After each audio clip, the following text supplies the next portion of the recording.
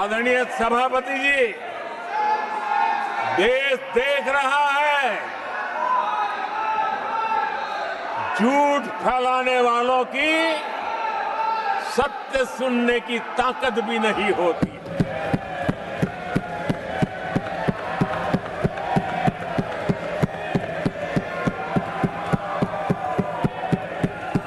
जिनका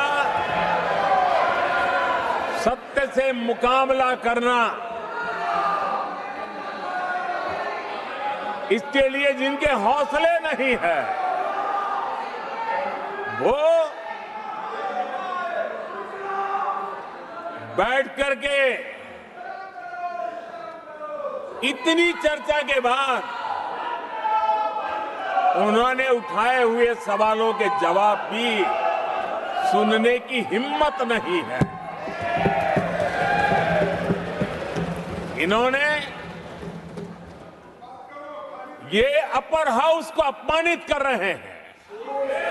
इस upper house की महान परंपरा को अपमानित कर रहे हैं।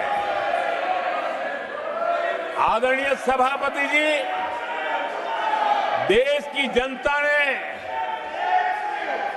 हर प्रकार से उनको इतना पराजित कर दिया है कि अब उनके पास गली मोहल्ले में चीखने के सिवाय कुछ बचा नहीं।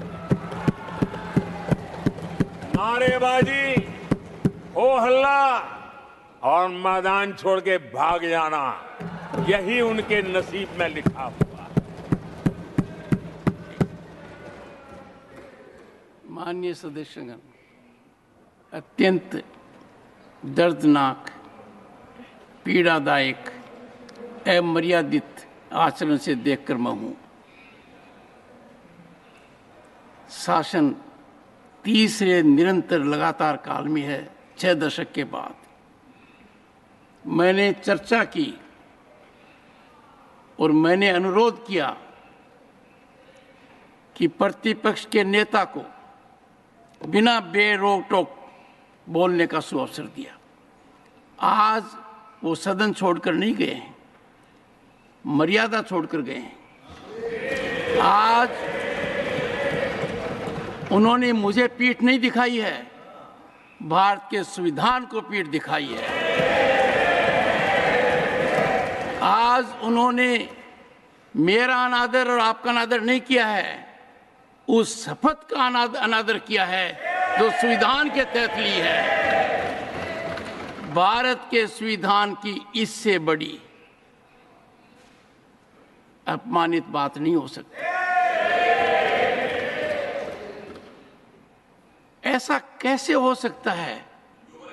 House of elders, the upper house, हमें देश का मार्गदर्शन करना है। मैं उनके आचरण की भर्त्सना करता हूं। देश के 140 करोड़ लोग इसे हाथ होंगे। सदन का मतलब है सत्ता पक्ष की बात सुनो जब आपने अपनी पूरी बात कह दी। माननीय सदस्यगण, आप सब जानते हैं कल देर रात तक चर्चा रखी गई, हर सदस्य को मौका दिया गया। It is an occasion where they have challenged Indian Constitution. They have outraged the spirit of Indian Constitution. They have disregarded the oath they have undertaken. मैं इस कुर्सी पर बैठकर इतना दुखी हूं कि भारत के संविधान का इतना बड़ा अपमान, इतना बड़ा मजाक। भारत का संविधान हाथ में रखने की किताब नहीं है, जीने की किताब है। मैं आशा करता हूं कि वो आत्मचिंतन करेंगे, मंथन करेंगे, अपने दिल को टटोलेंगे और कर्तव्य पर आएंगे। माननीय प्रधानमंत्री जी,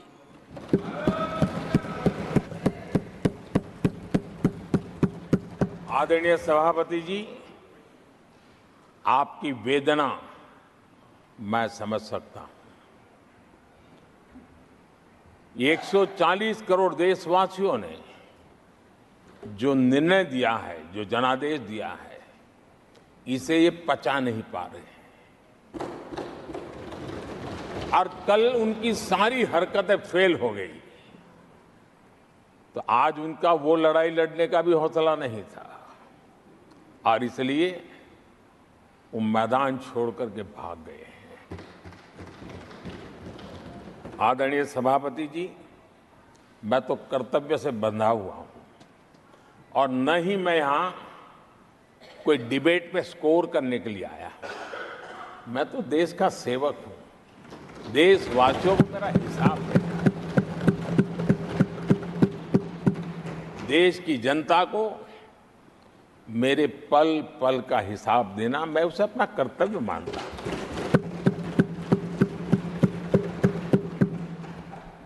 आदरणीय सभापति जी, वैश्विक परिस्थितियां ऐसी पैदा हुई कि फर्टिलाइजर के लिए बहुत बड़ा संकट पैदा हुआ।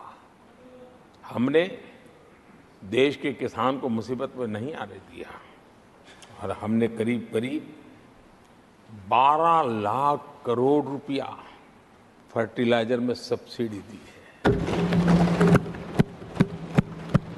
और जो भारत के आजादी के इतिहास में सर्वाधिक है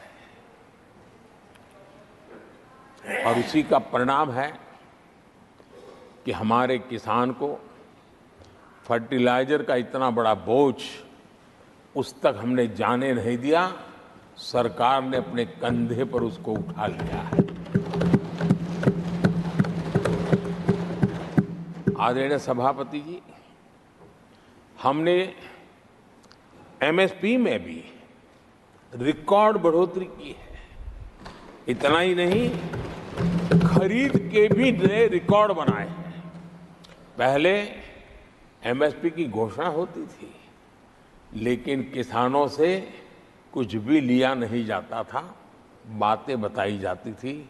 पहले की तुलना में अनेक गुना ज्यादा खरीदी कर करके हमने किसानों को सामर्थ्यवान बनाने का प्रयास किया।